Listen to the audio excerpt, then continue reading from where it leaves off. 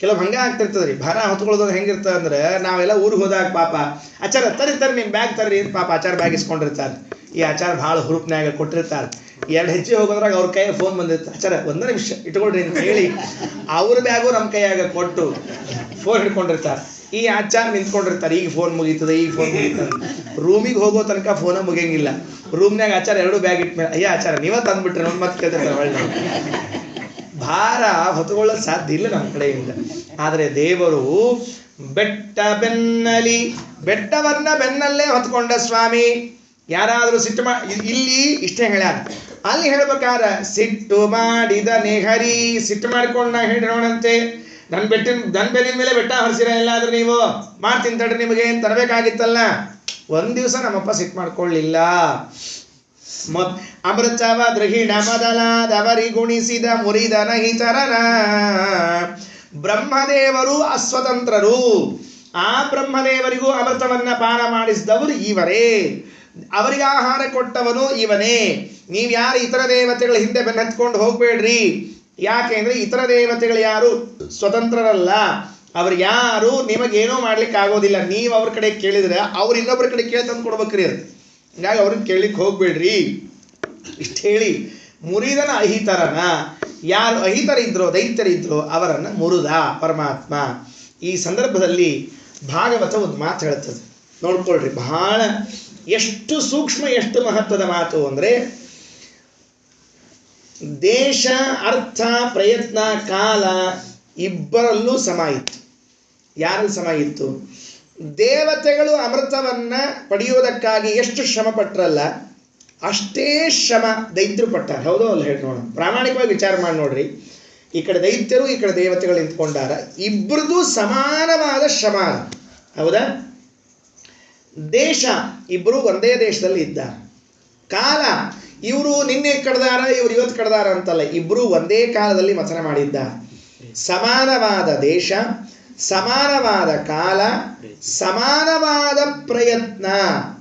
ಇಷ್ಟಿದ್ರು ಅಮೃತ ಯಾರಿಗೆ ಸಿಕ್ತು ಅಂತ ಪ್ರಶ್ನೆ. ದೈತ್ರಿಗೆ ಯಾಕೆ ಸಿಗಲಿಲ್ಲ? ಇಷ್ಟೇ ನೋಡ್ರಿ, ಇದನ್ನು ತಿಳ್ಕೊಳ್ರಿ ಅಂತಾರೆ ದಾಸರು. ಇಷ್ಟೇ ಅರ್ಥ ಮಾಡ್ಕೊಳ್ರಿ. ಸಮಾನವಾದ ದೇಶಕಾಲ ಪ್ರಯತ್ನಗಳಿದ್ರೂ ಕೂಡ ದೇವತೆಗಳಿಗೆ ಅಮೃತ ಸಿಗಲಿಕ್ಕೆ ಭಗವಂತನ ಪಾದದಲ್ಲಿಟ್ಟ ವಿಶ್ವಾಸ ಕಾರಣ ಆಯಿತು. ದೈತ್ಯರಿಗೆ ಸಿಗದೇ ಇರಲಿಕ್ಕೆ ದೇವರಲ್ಲಿ ವಿಶ್ವಾಸ ಇಲ್ಲದೆ ಇರೋದು ಕಾರಣ ಆಯಿತು. ಈ ಘಟನೆಯಿಂದ ನಾವು ತಿಳಿಬೇಕು. ಸಮಾನವಾದ ಪ್ರಯತ್ನ ಮಾಡಿರ್ತಾರೆ ಇಬ್ಬರೂ ವಿದ್ಯಾರ್ಥಿಗಳು, ಸಮಾನವಾದ ಪ್ರಯತ್ನವನ್ನು ಮಾಡಿರ್ತಾರೆ. ಒಬ್ಬರಿಗೆ ಫಲ ಆಗತ್ತೆ, ಒಬ್ಬರಿಗೆ ಆಗಲ್ಲ. ಯಾಕಾಗಲಿಲ್ಲ? ಒಂದಂಶ ದೈವ ಎಂಬ ಒಂದು ಗುಂಜಿ ಮೇಲೆ ಕೂತಿರ್ತದೆ. ಇಲ್ಲ ಇವತ್ತೆಲ್ಲ ಏನು ಅಂದರೆ ಪ್ರಯತ್ನ ಮಾಡ್ರಿ ಮುಂದೆ ಬರ್ತೀರಿ, ಪ್ರಯತ್ನ ಮಾಡ್ರಿ ಮುಂದೆ ಬರ್ತೀವಿ, ಇಲ್ಲ ಅಂದಿಲ್ಲ. ಆದರೆ ಒಂದು ಗುಂಜಿ ಅದು ನೋಡ್ರಿ, ಅದೊಂದು ತೂಕದ್ದು. ಎಲ್ಲ ಬರೋಬ್ಬರಿ ಕಾಟ ಹಿಂಗಾಗಬೇಕಾದ್ರೆ ದೈವ ಠಕ್ಕಂತ ಕೂತ್ರನ ಕಾಟ ಹಿಂಗಾಗ್ತಿಲ್ಲ, ಆಗಲ್ಲ, ಕೆಲಸ ಆಗಲ್ಲ. ಎಷ್ಟು ಮಂದಿ ಒದ್ದಾಡ್ತಾ ಇದ್ದಾರೆ ನಾನು ನೋಡ್ತೀನಿ ದಿವಸ ಜಗತ್ತಿನಲ್ಲಿ. ಪ್ರಯತ್ನ ಮಾಡಿದ್ರು, ಎಲ್ಲ ಮಾಡಿದ್ರು, ಯಾಕೋ ಫೇಲ್ಯೂರ್. ಯಾಕೆ ಫೇಲ್ಯೂರ್ ಆದರೂ ಮತ್ತೆ ಹಿಂಗೆ ಪಾಸಿಟಿವ್ ಥಿಂಕಿಂಗ್ ಅಂತ ಹೇಳ್ತಿರ್ತಾರೆ ನೋಡ್ರಿ ಕೆಲವರೆಲ್ಲ. ಇವತ್ತೇನ್ರಿ ನೀವು ಯೂಟ್ಯೂಬ್ ಹಚ್ಚ್ರಿ, TV ಹಚ್ಚ್ರಿ, ಪಾಸಿಟಿವ್ ಥಿಂಕಿಂಗ್ ಬಗ್ಗೆ ಇಷ್ಟು ವಿಷಯಗಳು ಅಂದ್ರೆ ಎಲ್ಲ ಸಕಾರಾತ್ಮಕವಾಗಿ ವಿಚಾರ ಮಾಡ್ಬೇಕ್ರಿ. ಯಾರೋ ಪಾಪ ಒಬ್ಬರು ಪಾಸಿಟಿವ್ ಥಿಂಕಿಂಗ್ ಹೇಳ್ತಿದ್ದಾರೆ, ನಮ್ಮ ಗುರುಗಳು ಹೇಳ್ತಿರ್ಬೇಕು. ಏನು ಪಾಸಿಟಿವ್ ಥಿಂಕಿಂಗು ಅಂದರೆ, ಮ್ಯಾಲೆ ಪಕ್ಷಿ ಹೊಂಟಿತ್ತಂತೆ, ಹಾರ್ಕೋತ ಅದು ಪಕ್ಷಿ ಮಲ ಹಿಕ್ಕಿ ಹಾಕ್ತು, ಮೈ ಮೇಲೆ ಬಿತ್ತು, ಛೇ ಎಂಥ ಅಬದ್ಧ ಅಂತ ಯಾರೋ ಹಿಂಗೆ ಜಾಡ್ಸ್ಕೊಂಡಂದಂತೆ, ಅದಕ್ಕೆ ನಾವು ಬಾಜುಕಿದ್ದವನ್ನಂತ. ಪಾಸಿಟಿವ್ ಥಿಂಕಿಂಗ್ ಹೆಂಗಿರ್ತದೆ ನೋಡು, ಸಂತೋಷ ಪಡು, ಅದಷ್ಟ ಹಿಕ್ಕಿ ಹಾಕ್ಯದ ಅಂತ ತಿಳ್ಕೊಂಡು, ಅಯ್ಯೋ ಪಾಪಿ ಅದು ಹಾಕಿ ಹೋಗ್ಯದ ಸಂತೋಷ ಪಡು ಅಂತೀಯಲ್ಲ. ಯಾಕೆ? ಅಕಸ್ಮಾತ್ ದೇವರೇನಾದರೂ ಎಮ್ಮಿಗೆ ರೆಕ್ಕಿ ಕೊಟ್ಟಿದ್ದಾದ್ರೆ ಗತಿ ಏನಾಗ್ತಿದ್ವಿ? ಎಮ್ಮಿಗೆ ರೆಕ್ಕಿ ಕೊಟ್ಟಿದ್ದಾನೆ ಏನಾಗ್ತಿದ್ ವಿಚಾರ ಮಾಡು. ಪಾಸಿಟಿವ್ ಥಿಂಕಿಂಗ್ ಅಂತಿದೆಲ್ಲ ದರಿದ್ರ. ಪ್ರಯತ್ನ ಬೇಕಾದ ಮಾಡಬಹುದು, ಶ್ರೀಹರಿಯ ಅನುಗ್ರಹ ಇಲ್ಲ ಕೆಲಸ ಆಗಲ್ಲ. ಪ್ರಯತ್ನ ಅದ ಇಲ್ಲಂದಿಲ್ಲ, ಆದರೆ ಬೇಕು. ಅದಕ್ಕೆ ಶ್ರೀಮದಾಚಾರ್ಯ ಹೇಳಿದ್ದೇನು ಗೊತ್ತಾ? ಮಹಾಪ್ರಯತ್ನ ವರ್ಜಿತಾ ಹರೇರ ಅನುಗ್ರಹೋಜ್ಜಿತಾ. ಇಷ್ಟೇ. ನೀವು ಮಹಾಪ್ರಯತ್ನವನ್ನ ಮಾಡಿದರೆ ದೇವರ ಅನುಗ್ರಹ ಮಾಡ್ತಾನೆ, ಪ್ರಯತ್ನ ನೋಡಿ ಅನುಗ್ರಹ ಮಾಡ್ತಾನೆ. ಎರಡೂ ಬೇಕು. ಪ್ರಯತ್ನಮೇಕಮಗ್ರತೋ ವಿಧಾಯ ಭೂತಿಂ ಆಪ್ನಮಃ ಮಹಾಪ್ರಯತ್ನ ವರ್ಜಿತಾ ಹರೇನ ಅನುಗ್ರಹೋಜ್ಜಿತಾ. ಪ್ರಯತ್ನ ಬೇಕೇ ಬೇಕಿಲ್ಲ ಅಂದಿಲ್ಲ ಶ್ರೀಮದಾಚಾರ. ಆದರೆ ಮೇಲೊಂದು ದೈವವೆಂಬ ಗುಂಜಿ ಕೂತಿರ್ತದಲ್ಲ, ಅದು ಕೆಲಸ ಮಾಡೇ ತಿರ್ತು. ದೇಶ ಕಾಲ ಪ್ರಯತ್ನ ಮೂರು ಸಮಾನವಾಗಿದ್ರೂ ಕೂಡ ದೇವತೆಗಳಿಗೆ ಸಿಕ್ತು. ಯತ್ಪಾದ ಪಂಕಜ ರಜಶ್ರಯಣ ಅನ್ನ ದೈತ್ಯಾಹ. ಭಾಗವತ ಅಂತದ ಯತ್ಪಾದ ಪಂಕಜ ರಜಶ್ರಯಣ. ಆ ಭಗವಂತನ ಪಾದಗಳನ್ನು ನಂಬಿದ್ದರಿಂದ ದೇವತೆಗಳಿಗೆ ಅಮೃತ ಸಿಕ್ತು, ದೈತ್ಯರಿಗೆ ಸಿಗಲಿಲ್ಲ. ಈ ಪ್ರಸಂಗವನ್ನು 10ನೇ ಪದ್ಯದಲ್ಲಿ ತಿಳಿಸಿಕೊಡ್ತಾ ಇದ್ದ. ಇದಾದ ಮೇಲೆ ಇನ್ನು ಇಷ್ಟೊತ್ತೆಲ್ಲ ಕಥೆ ಆತು, ಚಂದ ಆತು. ಇನ್ನು ಮುಂದೆ 15 ಪದ್ಯ ನೋಡ್ರಿ.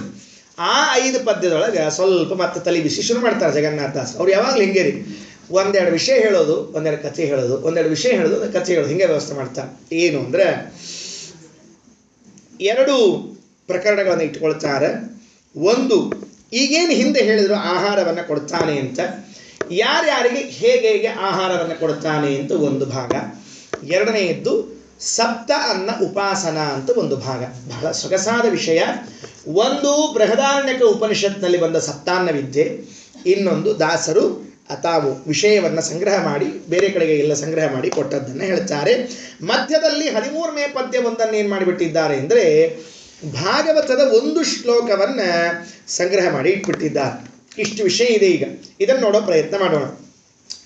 ದೃಹಿಣ ಮೊದಲಾದಮರರಿಗೆ ಸನ್ಮಹಿತ ಮಾಯ ರಮಣ ತಾನೇ ಸ್ವಹನೆನಿಸಿ ಸಂತೃಪ್ತಿ ಪಡಿಸುವ ಸರ್ವಕಾಲದಲ್ಲಿ ಪ್ರಹಿತ ಸಂಕರ್ಷಣನು ಪಿತೃಗಳಿಗಹರ ಎನಿಪ ಸ್ವಧಕ್ಯ ರೂಪದಿ ಮಹಿಜ ಫಲತಡ ಬೆಸರಿನಲಿ ಪ್ರದ್ಯುಮ್ನ ಅನಿರುದ್ಧ ಅನ್ನನೆನಿಸುವ ನೃಪಶುಗಳಿಗೆ ಹಿರಣ್ಯ ಗರ್ಭಾಂಡದೊಳು ಸಂತತ ತನ್ನ ನೀಪರಿಯಿಂದ ಉಪಾಸನೆ ದೈವ ಭಕ್ತರನ ಬನ್ನ ಬಡಿಸದೆ ಭವ ಸಮುದ್ರ ಮಹೋನ್ನತಿಯ ದಾಟಿಸಿ ಚತುರ್ವಿಧ ಅನ್ನಮಯ ಆತ್ಮ ಪ್ರದರ್ಶನ ಸುಖವನೀವ ಹರಿ. 2 ಪದ್ಯದಲ್ಲಿ ಒಂದೇ ವಿಷಯ, 13 ಬೇರೆ ವಿಷಯ, 14, 15 ಮತ್ತೆ ಬೇರೆ ವಿಷಯ. ಈ 2 ಪದ್ಯವನ್ನು ನೋಡೋಣಂತೆ. ದೃಹಿಡ ಮೊದಲಾದ ಅಮರರಿಗೆ ಸನ್ಮಹಿತ ಮಾಯಾರಮಣ. ಮಾಯಾರಮಣ ವಾಸುದೇವ ಸ್ಮರಣೆಯನ್ನು ಮಾಡ್ರಿ. ವಾಸುದೇವ ಮಾಯಾರಮಣನಾಗಿರ್ತಕ್ಕಂಥ ವಾಸುದೇವ ಸನ್ಮಹಿತ ಸತ್ಶಬ್ದವಾಚ್ಯರಾದ ವಾಯುದೇವರಿಂದ, ಮಹಿತ ಪೂಜ್ಯನಾದವನೇ, ವಾಯುದೇವರಿಂದ ಪೂಜ್ಯನಾದ ಮಾಯಾರಮಣನಾಗಿರ್ತಕ್ಕಂತಹ ಪರಮಾತ್ಮ ದೃಹಿಣ ಮೊದಲಾದ ಅಮರರಿಗೆ, ಬ್ರಹ್ಮದೇವರೇ ಮೊದಲಾದ ಎಲ್ಲ ದೇವತೆಗಳಿಗೆ ಆಹಾರವನ್ನು ಕೊಡ್ತಾನಂತ. ಹೆಂಗೆ ಕೊಡ್ತಾನೆ? ಒಂದು ಸ್ಪೆಷಲ್ ಹೆಸರದಂತ ದೇವರಿಗೆ. ನೋಡ್ರಿ, ಎಲ್ಲ ಕೆಲಸವನ್ನು ಒಂದೇ ರೀತಿ ಮಾಡೋದಲ್ಲ ದೇವರು. ಪ್ರತ್ಯೇಕ ಡಿಪಾರ್ಟ್ಮೆಂಟ್ ಇಟ್ಕೊಂಡಿದ್ದಾನಂತ. ಎಸ್, ಎಲ್ಲ ದೇವತೆಗಳಿಗೂ ಭಗವಂತನೇ ಆಹಾರವನ್ನು ಕೊಡ್ತಾನೆ, ಪಿತೃಗಳಿಗೂ ಆಹಾರವನ್ನು ಕೊಡ್ತಾನೆ, ಮನುಷ್ಯರಿಗೂ ಆಹಾರವನ್ನು ಕೊಡ್ತಾನೆ. ದೇವತೆಗಳಿಗೆ ಕೊಡುವಾಗ ಒಂದು ಹೆಸರಿನಿಂದ ಕೊಡ್ತಾನೆ, ಪಿತೃಗಳಿಗೆ ಕೊಡುವಾಗ ಒಂದು ಹೆಸರಿನಿಂದ ಕೊಡ್ತಾನೆ, ಮನುಷ್ಯರಿಗೆ ಪ್ರಾಣಿಗಳಿಗೆ ಕೊಡುವಾಗ ಒಂದು ರೀತಿಯಿಂದ ಕೊಡ್ತಾನಂತ. ಏನೋ ಹೆಸರು? ಸ್ವಾಹ ಅಂತ ಮೊದಲನೇ ಹೆಸರಂತೆ ದೇವರಿಗೆ. ದೇವತೆಗಳಿಗೆ ಅನ್ನ ಕೊಡುವ ಭಗವಂತ ಸ್ವಾಹ ಎಂಬ ಹೆಸರಿನಿಂದ ಅನ್ನ ಕೊಡ್ತಾನೆ. ಪಿತೃಗಳಿಗೆ ಅನ್ನ ಕೊಡುವ ಪರಮಾತ್ಮ ಸ್ವಧಾ ಎಂಬ ಹೆಸರಿನಿಂದ ಕೊಡ್ತಾನೆ. ನಮಗೆಲ್ಲ ಅನ್ನ ಎಂಬ ಹೆಸರಿನಿಂದ ಅನ್ನ ಕೊಡ್ತಾನೆ. ಮುಂದೆ ಬರ್ತದೆ, ಮುಂದೆ ಅನ್ನದನ್ನ ಅನ್ನದನು ಅಂದ ಮುಂದೆ ಹೇಳೋರಿದ್ದಾರೆ. ಅನ್ನ ಅಂದ್ರೆ ಏನು ಅಂತ ಒಂದು ವಿಚಾರ ಮಾಡಬೇಕು. ಅನ್ನ ಎಂಬ ಹೆಸರಿನಿಂದ ನಮಗೆ ಅನ್ನ ಕೊಡ್ತಾನೆ, ಪಿತೃಗಳಿಗೆ ಸ್ವಧಾ ಎಂದು ಕೊಡ್ತಾನೆ, ದೇವತೆಗಳಿಗೆ ಸ್ವಾಹ ಎಂದು ಕೊಡ್ತಾನೆ. ಏನು ಹಾಗಂದ್ರೆ ಸ್ವಾಹ ಅಂದ್ರೆ ಏನು, ಸ್ವಧಾ ಅಂದ್ರೆ ಏನು, ಅನ್ನ ಅಂದ್ರೆ ಏನು? 33 ಕೋಟಿ ದೇವತೆಗಳು ಅಂತ ನಾವು ಪ್ರಾಚೀನರ ಬಾಯಿಯಿಂದ ಕೇಳ್ಕೋತ ಬಂದೀವಿ. ಇರಲಿ, ಅವ್ರು ಎಷ್ಟಿದ್ದಾರೆ ಅಂತ ಲೆಕ್ಕ ಹಾಕ್ಲಿಕ್ಕೆ ಹೋಗೋದೇನು ಬೇಡ ನಮಗೆ. ದೇವತೆಗಳಿಗೆ ಭಗವಂತ ಆಹಾರ ಕೊಡುವಾಗ ಸ್ವಾಹ ಅಂತ ತನ್ನ ರೂಪದಿಂದ ಆಹಾರ ಕೊಡ್ತಾನೆ. ಪಿತೃಗಳಿಗೆ ಎಲ್ಲರಿಗೂ, ಈಗ ಪಿತೃಗಳ ಸಂಧಿ ಅಲ್ವೇ, ಪಿತೃಗಳಿಗೆಲ್ಲರಿಗೂ ಕೂಡ ಅನ್ನ ಕೊಡುವಂತಹ ಸಂದರ್ಭದಲ್ಲಿ ಸ್ವಧಾ ಎಂಬ ಹೆಸರಿಂದ ಕೊಡ್ತಾನೆ. ನಮಗೆ, ಪ್ರಾಣಿಗಳಿಗೆ, ನೃಪಶುಗಳಿಗೆ, ಇವರಿಗೆ ಆಹಾರವನ್ನು ಕೊಡುವಾಗ ಅನ್ನ ಅಂದು ಕೊಡ್ತಾನೆ. ಸ್ವಧಾ ಅಂದ್ರೆ ಏನು ಹೇಳೋಣ ಅಂತ? ಸ್ವಯಮೇವ ಆತ್ಮಾನಂ ಧತ್ತೇ ಇತಿ ಸ್ವಧಾ. ಇನ್ನೊಬ್ಬರನ್ನ ಎಂದೂ ಅಪೇಕ್ಷೆ ಪಟ್ಟಿಲ್ಲ ನಮ್ಮ ಸ್ವಾಮಿ. ನಮ್ಮ ಇರುವಿಕೆ ಇನ್ನೊಬ್ಬರ ಅಧೀನ ಆಗಿಬಿಟ್ರೆ ನಾವು ಸತ್ವಿ ಅಂತ ಅರ್ಥ. ನಾವು ಇಂಡಿಪೆಂಡೆಂಟು ಡಿಪೆಂಡೆಂಟ್ ಇಷ್ಟೇ ಇರೋದು. ದೇವರು ಇಂಡಿಪೆಂಡೆಂಟು, ನಾವು ಡಿಪೆಂಡೆಂಟ್. ನಮ್ಮ ದೇಶಕ್ಕೆ ಇಂಡಿಪೆಂಡೆಂಟ್ ಬಂದಿರಬಹುದು, ನಾವೆಲ್ಲ ಡಿಪೆಂಡೆಂಟೇ. ನಮ್ಮ ದೇಶಕ್ಕೆ ನಮ್ಮಲ್ಲಿ ತಮಾಷೆ ಮಾಡಿದ್ರು ಅವ್ರಿಗೆ ಒಂದ್ಸಲ. ಒಬ್ಬರು ಪಾಪ ಹೇಳಿದರು, ವಯಸ್ಸಾಗಿತ್ತು, ಅವ್ರಿಗೆ ಕೇಳಿದೆ ನಾನು, ನಿಮಗೆ ಎಂದು ಮದುವೆ ಆಗ್ಯದ? ಸುಮ್ಮನೆ ನಾವೆಲ್ಲ ಕೇಳಿದ್ರಿ ಹಿಂಗೆ ಚಾಕರಿ ಮಾಡಿ, ನಿಮ್ಗೇನು ಮದುವೆ ಆಗ್ಯದ ಅಂತ ಕೇಳಿದ್ರು. ಅವರಂದರು 48ನೇ ಇಸ್ವಿಯಾಗಿ ನಂಗೆ ಮದುವೆ ಆಗ್ಯದ ಅಂತ ಹೇಳಿದ್ರು. ಅವ್ರಿಗೆ ಹೇಳಿದೆ, 48ಕ್ಕೆ ಭಾರತಕ್ಕೆ ಸ್ವಾತಂತ್ರ್ಯ ಬಂತು, ನಿಮ್ಗೆ ಅದೇ ವರ್ಷ ಸ್ವಾತಂತ್ರ್ಯ ಹೋತಲ್ಲ ಅಂತ ಹೇಳಿದ್ರು. ಬೇರೆ ಏನು ಹೇಳಿಲ್ಲ, ಸ್ವಾತಂತ್ರ್ಯ ಯಾವ ವರ್ಷ ಬಂತು ಅದೇ ವರ್ಷ ನಿಮ್ಮ ಸ್ವಾತಂತ್ರ್ಯ ಹರಣ ಆಗ್ತರು, ಮದುವೆ ಮಾಡ್ಕೊಂಡು ಕೂತಿರಲ್ಲ ಪುಣ್ಯಾತ್ಮರು. ಒಂದು ನಾವು ಎಲ್ಲರೂ ಅಸ್ವತಂತ್ರರು. ಸ್ವಧ ಅಂದರೆ ದೇವರು, ಸ್ವತಂತ್ರ ಅಂತ ಅರ್ಥ. ಸ್ವಯಮೇವ ಸ್ವಾತ್ಮಾನಂ ಧತ್ತೆ ಇತಿ ಸ್ವಧ, ತನ್ನನ್ನು ತಾನೇ ನೋಡ್ಕೊಂಡಿದ್ದಾನೆ. ಸ್ವರೂಪ ಪ್ರಮಿತಿ ಪ್ರವೃತ್ತಿ. ಶ್ರೀಮದಾಚಾರ್ಯರು ತತ್ವಸಂಖ್ಯಾನದಲ್ಲಿ ಹೇಳುವಾಗ ಈ ಮಾತನ್ನು ಹೇಳ್ತಾರೆ. ತನ್ನ ಸ್ವರೂಪ ತನ್ನ ಅಧೀನದ, ತನ್ನ ಜ್ಞಾನ ತನ್ನ ಅಧೀನದ, ತನ್ನ ಪ್ರವೃತ್ತಿ ತನ್ನ ಅಧೀನದ. ಮೂರು ನಮ್ಮ ಕಡೆ ಇರಬೇಕು, ನೆನಪಿಟ್ಕೊಳ್ರಿ. ಇನ್ನೊಬ್ಬರ ಕೈಯಾಗಿ ಇರಬಾರದು ಎಂದು. ನಮ್ಮ ಸ್ವರೂಪ ನಮ್ಮ ಅಧೀನ ಇರಬೇಕು. ಅವ್ರು ಹೇಳಿದ್ರು ಅಂತ ನಾವು ಚೇಂಜ್ ಆಗಬಾರ್ದು, ಇವರು ಹೇಳಿದ್ರು ಅಂತ ಚೇಂಜ್ ಆಗಬಾರ್ದು. ದುರ್ಗುಣಗಳನ್ನು ಬದಲಾಯಿಸ್ಕೊಳ್ಳೋದಲ್ಲ ಹೇಳ್ತಾ ಇರೋದು ನಾನು. ಕೆಲವರು ಪಾಪ ಕ್ರಿಶ್ಚಿಯನ್ರು ಹೋದ್ರು ಕೂತ್ ಹೋದರು, ಮುಸಲ್ರು ಹೋದ್ರು ಕೂತ್ ಹೋದರು, ಮತ್ತೊಬ್ಬ ಪ್ರಜಾಪಿತ ಬ್ರಹ್ಮಕುಮಾರಿ ಅಂತ ಹೋದ್ರು ಕೂತ್ ಹೋದರು. ನಮ್ಮಲ್ಲಿ ಎಷ್ಟು ಆಶ್ಚರ್ಯ ಅಂದರೆ ಬಹಳ ದುಃಖ ಆಗತ್ತೆ. ನಮ್ಮತನವನ್ನು ಬಿಟ್ಟು ಇನ್ನೊಬ್ಬರ ಜೊತೆಗೆ ಹೋಗಿ ಸರಳವಾಗಿ ಕೈ ಜೋಡಿಸಿ ಮಾಡ್ಕೊಂಡ್ಬಿಡ್ತೀವಿ ನಾವೆಲ್ಲ. ಯಾರೋ 4 ಮಂದಿ ಪಾಪ ಟೇಬಲ್ ಮೇಲೆ ಕೂತು ತಿಂದರು ಅಂಥೇಳಿ ನಾವು ಟಕ್ಕನ್ ಟೇಬಲ್ ತಂದ್ವಿ, ಕೂತ್ವೆ, ತಿಂದ್ವೆ. ಅವು ದರಿದ್ರಕ್ಕೆ ಪಾಪ ಪ್ಯಾಂಟ್ ಹಾಕ್ಕೊಂಡಿರ್ತಿತ್ತು, ತೆಳಗೆ ಕೂಡ್ಲಿಕ್ಕೆ ಬರ್ತಿದ್ದಿಲ್ಲ ಅವಕ್ಕೆ, ಅವು ಕುತ್ಕೊಂಡು ತಿಂತಿದ್ದು. ನಮಗೇನಾಗಿದ್ರಿ ದಾಡಿ ಆರಾಮ ಪದ್ಮಾಸನ ಹಾಕ್ಕೊಂಡು ಬಾರಿಸಿದ್ವಿ ಅಂದ್ರೆ ಮುಗಿದ ವ್ಯವಸ್ಥೆ. ನಾವು ಇನ್ನೊಬ್ರು ಯಾಕೆ ಅನುಕರಣೆ ಮಾಡಿ ಸಾಯ್ಬೇಕು ನಾವು? ಅದಕ್ಕೆ ಸ್ವಯಮೇವ ಸ್ವಾತ್ಮಾನಂ ಧತ್ತೆ, ನಮ್ಮ ಸ್ವರೂಪ ನಮಗಿರ್ಬೇಕು. ನಾವು ಇನ್ನೊಬ್ಬರಿಗೆ ಮಾಡ್ಕೊಳ್ಳೋ ಹಂಗಿಲ್ಲ ನಮ್ಮ ಸ್ವರೂಪವನ್ನು. ಸ್ವರೂಪ ಪ್ರಮಿತಿ, ನಮ್ಮ ಜ್ಞಾನ ನಮ್ಮ ಅಧೀನ. ನೆನಪಿಟ್ಕೊಳ್ರಿ, ನಿಮ್ಗೆ ಆಶ್ಚರ್ಯ ಆಗತ್ತೆ. ವಿಜ್ಞಾನ ಇವತ್ತು ಪ್ರೂವ್ ಮಾಡಿದೆ. ಏನು ಪ್ರೂವ್ ಮಾಡಿದೆ ಅಂದರೆ, ಸೈನ್ಸ್, ಮೆಡಿಕಲ್ ಸೈನ್ಸ್ ಆಗಲಿ, ನಮ್ಮ ಬುದ್ಧಿ ಒಳಗೆ ಇರೋಷ್ಟು ವ್ಯವಸ್ಥೆ ಇನ್ನೆಲ್ಲೆಲ್ಲೆಲ್ಲೂ ಇಲ್ಲ. ನಮ್ಮ ಬುದ್ಧಿ ಇಷ್ಟು ಸಮರ್ಥದ್ರಿ, ಏನನ್ನಾದರೂ ಕಲಿಲಿಕ್ಕೆ ಸಮರ್ಥದ. ನೀವು ಅದಕ್ಕೆ ಮಾರ್ಗವ, ಆ ಮಾರ್ಗ ಹಿಡ್ಕೊಂಡ್ಬಿಟ್ರಿ ಅಂದ್ರೆ ಏನನ್ನಾದ್ರೂ ಯಾರೂ ಸಹಾಯ ಬೇಕಾಗಿಲ್ಲ. ಮತ್ತೆ ಇದೊಂದು ಹೇಳಿರ್ತೀನಿ ನಿಮ್ಗೆ, ಯಾರು ಸಹಾಯ ಇಲ್ಲೇನು ನಿಮ್ಮ ಬುದ್ಧಿ ನಿಮ್ಮ ಕೈಯಾಗಿತ್ತು ಅಂದ್ರೆ ಮುಗಿದು ಹೋದ ಕೆಲಸ. ವಿದುರ ಒಂದು ಮಾತು ಹೇಳ್ತಾರೆ ಪ್ರಜಾಗಳ ಪರ್ವದಲ್ಲಿ, ಮಹಾಭಾರತದಲ್ಲಿ ಹೇಳುವಾಗ, ನೀನು 1000 ಕೋಟಿ ದಡ್ರನ್ನ ಎದುರು ಹಾಕೋ, ಏನೂ ತೊಂದರೆ ಇಲ್ಲ, ಆದರೆ ಒಬ್ಬ ಬುದ್ಧಿವಂತನ ಮಾತ್ರ ಎದುರು ಹಾಕ್ಕೊಳ್ಬೇಡ ಅಂತ ಹೇಳ್ತಾರೆ. ಯಾಕೆ ಅಂದರೆ, ಬಿಲ್ಗಾರ ಬಿಟ್ಟರೆ 1 ಬಾಣದಿಂದ ಒಬ್ಬ ಸಾಯ್ತಾನೆ.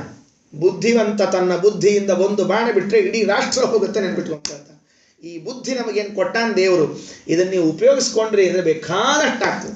ನಾವೊಂದೆಲ್ಲೋ ಕತೆ ಕೇಳಿದ್ದೆ, ತಪ್ಪು ತಿಳ್ಕೊಬೇಡ, ಒಂದು ಕತೆ ಹೇಳಿದ್ದೆ. ಮ್ಯೂಸಿಯಂಗೆ ಹೋಗಿದ್ರಂತೊಬ್ರು ಯಾರೋ ನೋಡ್ಲಿಕ್ಕೆ.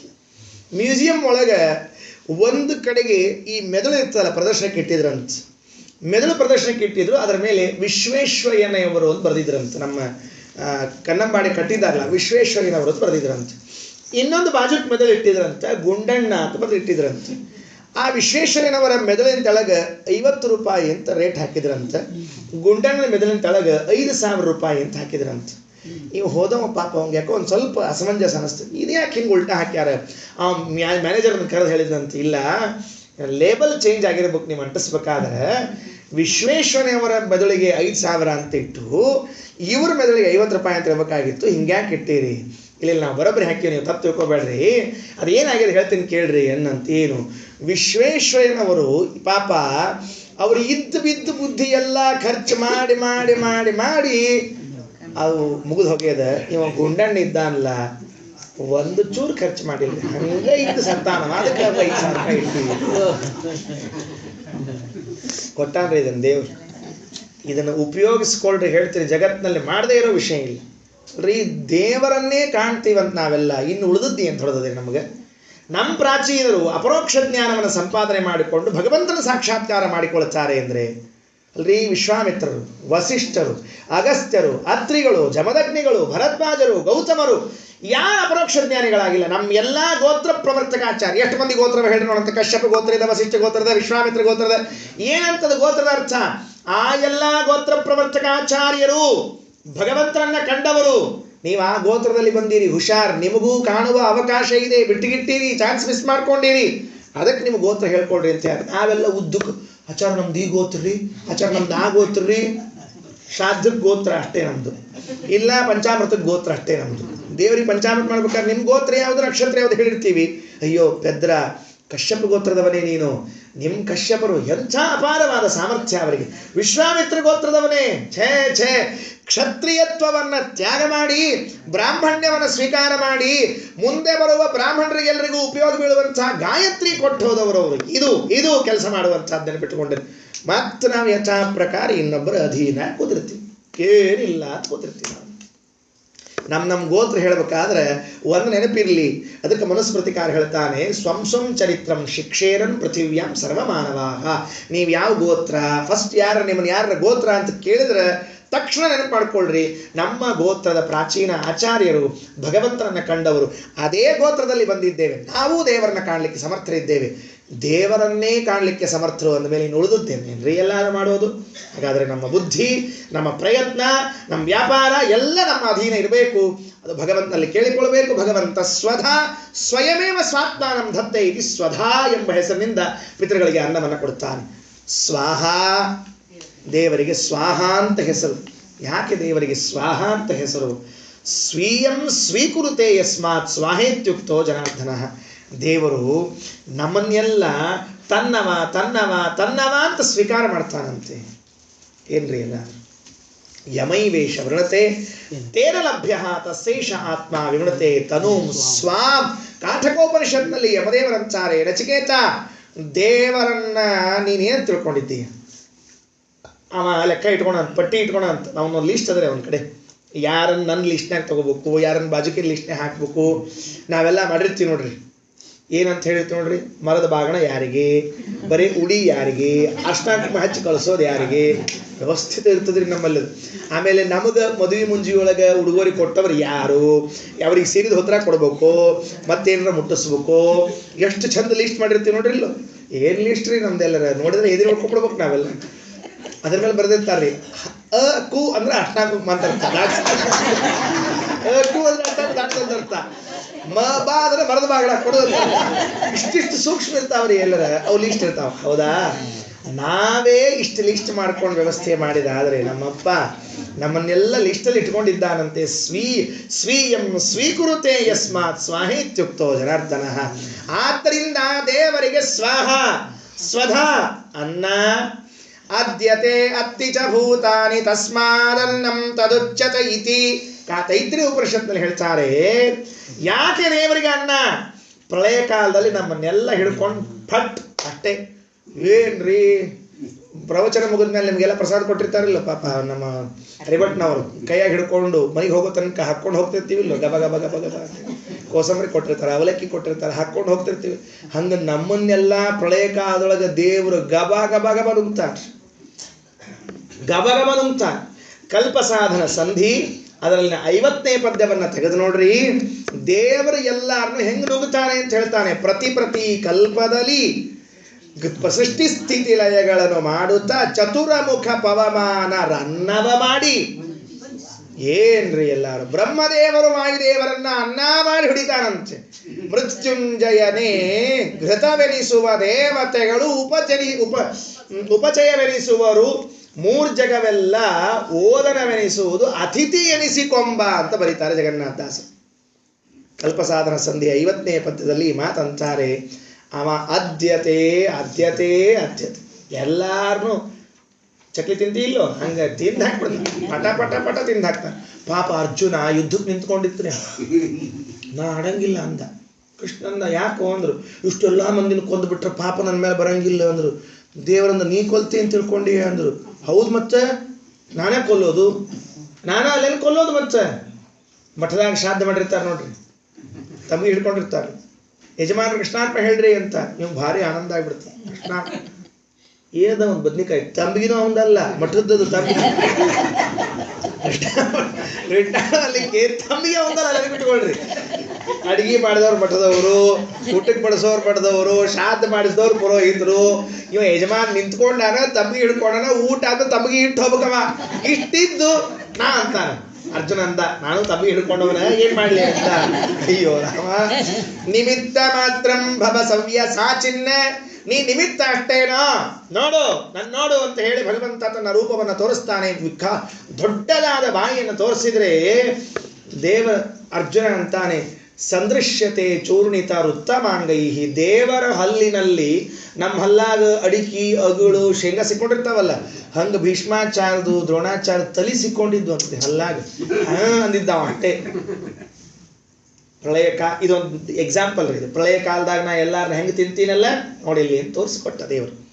ಇದು ನೆನಪಿಟ್ಕೊಳ್ರಿ, ವಿಶ್ವರೂಪದಲ್ಲಿ ಭಗವಂತ ಎಲ್ಲರನ್ನ ಸ್ವೀಕಾರ ಮಾಡಿ ಪ್ರಳಯ ಕಾಲದಲ್ಲಿ ಪ್ರಳಯ ಬಂದಾಗ ನಿಮ್ಮನ್ನೆಲ್ಲ ಹೀಗೆ ಸ್ವೀಕಾರ ಮಾಡ್ತೇನೆ ನಾನು, ಅನ್ನ ನಿಮ್ಮನ್ನೆಲ್ಲ ಆದ್ಯತೆ ತಿಂದಾಕ್ಬಿಡ್ತೇನೆ. ಅಷ್ಟೇ ಅಲ್ಲ, ನೀವು ತಿನ್ನುವ ಅನ್ನದಲ್ಲಿ ಇದ್ದೇನೆ, ಹಾಗಾಗಿ ನನ್ನ ಅನ್ನ ಅಂತ ಕರೀರಿ. 3 ಹೆಸರದಂತ 3 ಹೆಸರಿನಿಂದ 3 ಮಂದಿ ಕೊಡ್ತಾನೆ ಅಂತ ಹೇಳ್ತಾರೆ.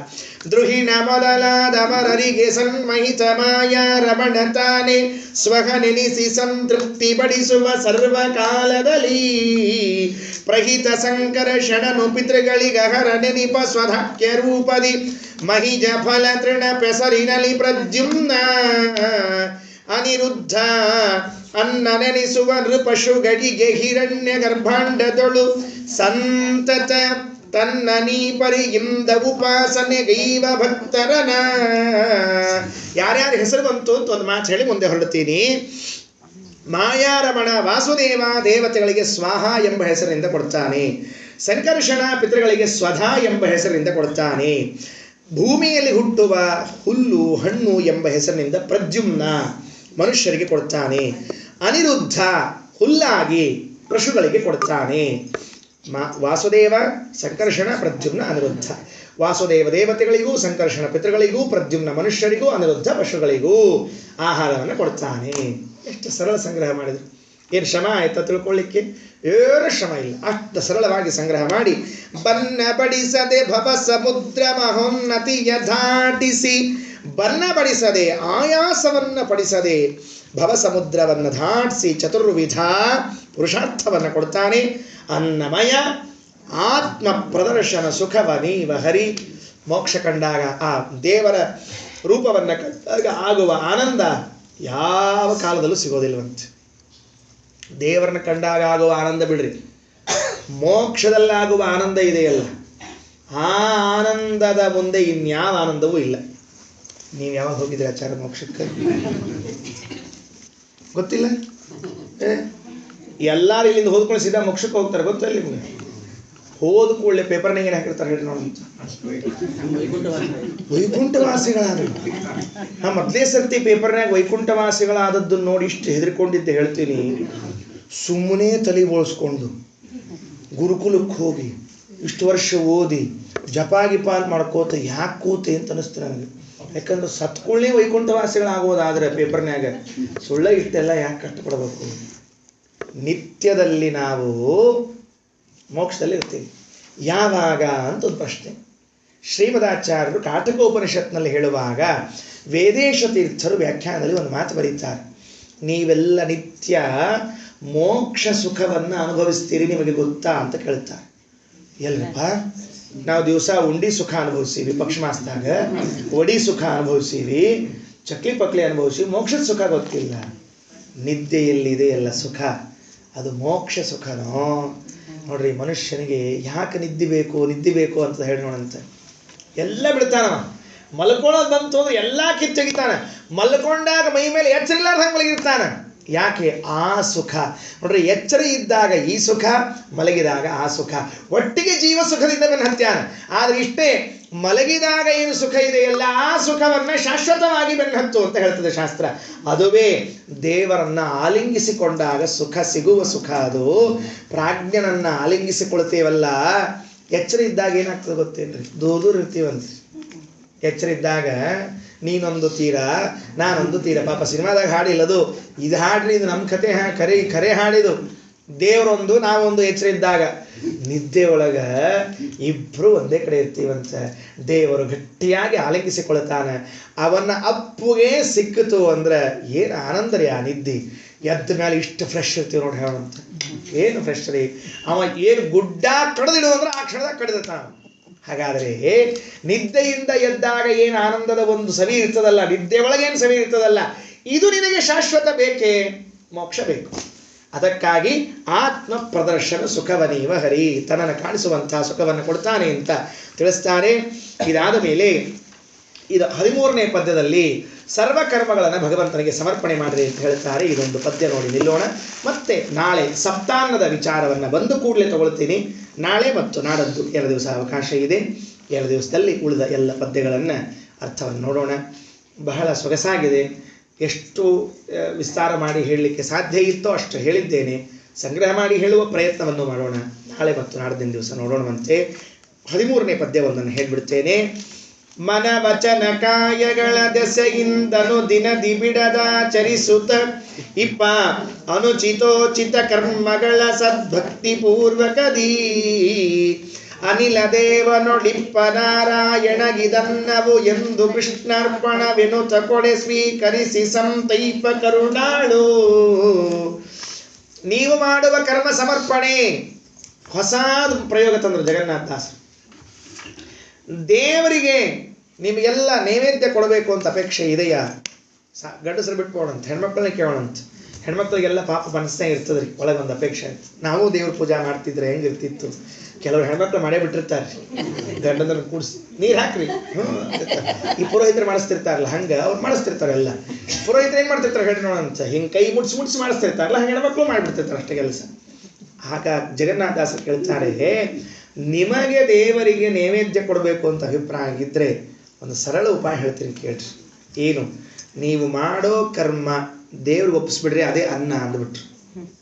ಏನು ಸರಳ ಹೇಳಿದ್ರು ಅಂದರೆ, ಕೃಷ್ಣಾರ್ಪಣವೆನುತ ಕೊಡೆ ಸ್ವೀಕರಿಸಿ ಸಂತೈಪ ಕರುಣಾಳು ನಾರಾಯಣಗೆ ಇದು ಅನ್ನವು ಎಂದು. ನಾವು ಮಾಡೋ ಕರ್ಮ ಎಂಥ ಕರ್ಮ? ಬೈಯೋ ಕರ್ಮ.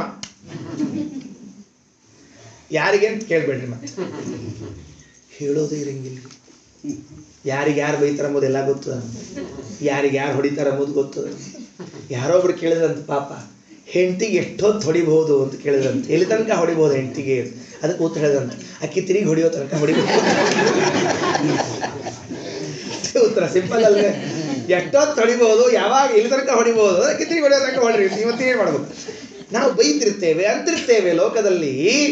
ಅದಕ್ಕೆ ಜಗನ್ನಾಥದಾಸರು ಅಂತಾರೆ, ಅನುಚಿತ ಉಚಿತ ಕರ್ಮಗಳ, ಅನುಚಿತ ಕರ್ಮಗಳು ಉಚಿತ ಕರ್ಮಗಳು ತಪ್ಪೇ ಮಾಡೀವಿ. ದೇವ್ರಿಗೆ ಹೇಳ್ರಿ, ಸ್ವಾಮಿ ತಪ್ಪು ಕರ್ಮ ಮಾಡಿದ್ದೇವೆ, ಇದು ನಿನಗೆ ಸಮರ್ಪಣೆ ಅಂತ ಹೇಳ್ರಿ. ಅನ್ನ ಆಗತ್ತೆ, ಸ್ವೀಕಾರ ಮಾಡ್ತಾನೆ ದೇವರು. ಇದಕ್ಕೆ ಕಾರುಣ್ಯ ಸಾಗರ ಅಂತ ಶಬ್ದ ಹೇಳಿತ್ತು. ಹೊತ್ತಿದನ್ನ ಹಾಕಿದ್ರೆ ಮನೆಯಾಗ ಉಣ್ಣಂಗಿಲ್ಲ ನಾವು.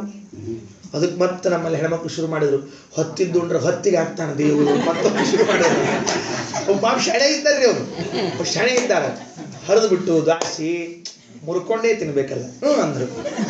ಹೊತ್ತಿ ಹೋದ್ ನೋಡ್ರಿ ಅನ್ನ. ಏನ್ ಹೇಳಿದ್ರು? ಹೊತ್ತಿದ್ದು ಉಂಡ್ರೆ ಹೊತ್ತಿಗೆ ಹಾಕ್ತಾನೆ ದೇವರು. ಅಲ್ಲೆಲ್ಲ ಉಪಾಯ ಮಾಡಿ ಹೇಳ್ಬಿಟ್ರು. ಅನುಚಿತವಾದ ಕರ್ಮಗಳನ್ನ ಮಾಡಿದ್ರು ದೇವ್ರು ತಗೊಳ್ತಾನ್ರಿ. ಉಚಿತ ಕರ್ಮಗಳನ್ನ ತಗೋತಾನೆ, ದೊಡ್ಡ ವಿಷಯ ಅಲ್ಲ, ದೊಡ್ಡ ವಿಷಯ ಅಲ್ಲ. ನಾವು ಸಂಧ್ಯಾವಂದನೆ ಮಾಡಿದ್ದೇವೆ, ದೇವರ ಪೂಜೆ ಮಾಡಿದ್ದೀರಿ, ತುಳಸಿ ಪೂಜೆ ಮಾಡಿದ್ದೀರಿ, ಕೃಷ್ಣ ಮಂತ್ರ ಮಾಡಿದ್ದೀರಿ, ದಾನ ಕೊಟ್ಟಿದ್ದೀರಿ, ಪ್ರದಕ್ಷಿಣೆ ಹಾಕಿದ್ದೀರಿ, ನಮಸ್ಕಾರ ಮಾಡಿದ್ದೀರಿ, ಸ್ತೋತ್ರ ಅಂದಿದ್ದೀರಿ, ಪಾರಾಯಣ ಮಾಡಿದ್ದೀರಿ. ಉಚಿತ ಕರ್ಮಗಳು ತಗೋತಾನೆ ದೇವರು.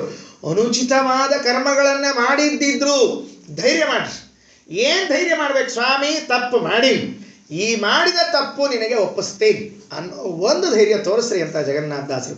ಏನಾಗ್ತದೆ ತೋರಿಸಿದ್ರೆ, ಕೃಷ್ಣಾರ್ಪಣ ಅಂದ್ರೆ ದೇವರು ಅನ್ನ ಉಂಡಂಗೆ ಉಣ್ತಾನಂತ, ಅನ್ನ ಉಂಡಂಗೆ ಉಣ್ತಾನೆ ಹೇಳ್ಕೊಳಂತ. ಏನ್ರಿ ಎಲ್ಲಾದ್ರೂ ಉಣು ತುಣುತ ಮೈ ಮರೆತು ಕೃಷ್ಣಾರ್ಪಣವೆನಲು. ಭೋಜನ ಸವಿಭಾಗ ಸಂಧಿಯಲ್ಲಿ ಹೇಳ್ತಾರೆ, ಜನನಿ ಭೋಜನದಲ್ಲಿ ಅರ್ಭಕ ಕೈವಡ್ಡು ಬಂಡದಲ್ಲಿ. ಅಲ್ರಿ, ಅಮ್ಮ ಊಟಕ್ಕೆ ಕೂತಿದ್ರೆ ಮಗು ಬಂದು ಕೈ ಒಡ್ತದಂತ. ಏನಂತ ಕೈ ಹೊಡ್ತಾ ಹೇಳೋಣಂತ, ಅಮ್ಮ ನನಗೂ ಹಸಿವೆ ಆಗ್ಯದ, ಏನರ ಕೊಡ ಅಂತ. ಇಷ್ಟೊತ್ತು ತನಕ ತಿನಿಸಿ ಬಂದಿರ್ತಾಳೆ, ಮತ್ತಕಿ ಇಷ್ಟೊತ್ತು ತನಕ ಹೊಡೆ ತುಂಬ ತಿನಿಸಿ ಉಣಿಸಿ ಬಂದಿರ್ತಾಳೆ. ಅಷ್ಟಿದ್ರ ಸೈತ್ಯಂಕ ಮತ್ತೆ ಬಂದು ಕೇಳಿದ್ರು ಆ ಅಮ್ಮ ಏನು ಮಾಡ್ತಾ ಹೇಳೋಣ ಅಂತ, ಇಲ್ಲ ಅನ್ನಂಗಿಲ್ಲ, ಕೊಡ್ತಾಳಿಲ್ಲ.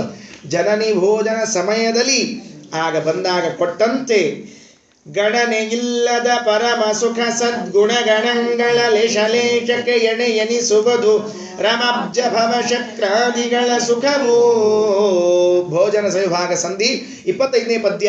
ಉಣು ತುಡುತ ಮೈ ಮರೆತು ಕೃಷ್ಣಾರ್ಪಣವೆನಲು ಕೈ ಕೊಂಬನರ್ಭಕ ಜನನಿ ಭೋಜನ ಸಮಯದಲ್ಲಿ ಕೈ ಒಡ್ಡು ಬಂದದಲ್ಲಿ. ಈ ಪದ್ಯ ಬಂದಾಗ ಆ ಪದ್ಯ ನೆನಪಿಸಿಕೊಳ್ಳ್ರಿ.